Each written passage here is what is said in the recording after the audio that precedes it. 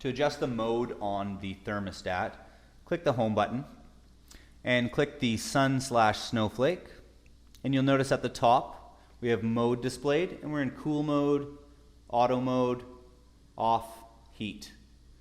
To adjust the temperature from each mode, under cool, we use our up or down arrow to adjust our temperature. When you've completed that, click your home button. To turn the fan off and on, click the fan button, and you'll notice at the top it says fan on, hourly, auto, or on.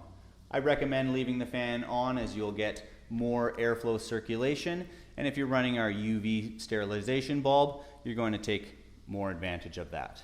On the app, you're simply going to click your gear cog at the top, and under system mode, you have the same options: auto, cool, heat, cool, and then again you can click your up or down arrows to adjust. When you are done, click done in the top corner. The fan, click fan, and we have the same options again: auto, on, and hourly. When you're done, click done.